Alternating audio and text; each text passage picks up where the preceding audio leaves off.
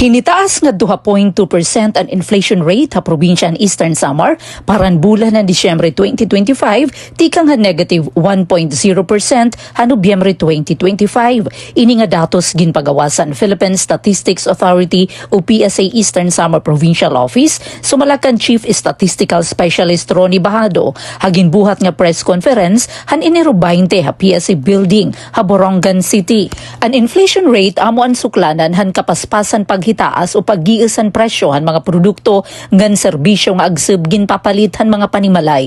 Sumala ha PSA an inflation rate han Eastern Samar para Disyembre 2025 mas habubuhin 1.2 percentage points kumparan regional inflation rate han Eastern Visayas nga 1.4% ngan mas habubugi hapon hin 1.6 percentage points kumpara national inflation rate nga 1.8%. Kung ikukumpara ha Disyembre 2024 nga may da 2.6% nga inflation rate ang probinsya, mas habubu ini han 2.4 percentage points han December 2025.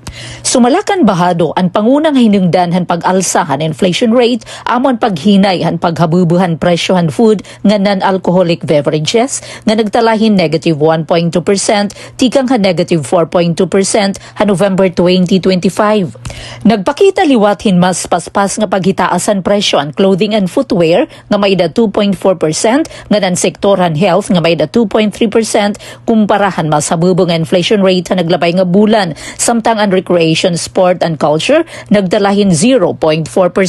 Mahinay naman nga naghitaas ang presyo ha iba pa nga sektor sugad ang transport, housing, water and electricity, restaurants and accommodation services, ngan personal care and miscellaneous goods and services.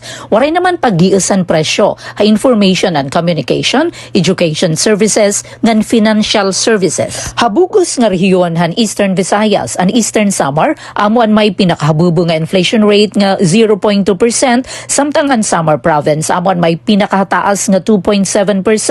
Sumalakan OPAS Technical Division Chief ngan Provincial Rice Program Coordinator Chodoro Apura ang paghitaasan presyohan bugas resultan 62% rice sufficiency level ha probinsya. Ginalauman nga matatagan inin solusyon pinaagyan mga programa sugadhan rice derby nga igpapatuman ha masunod nga mga bulan ha Dolores Eastern Samar.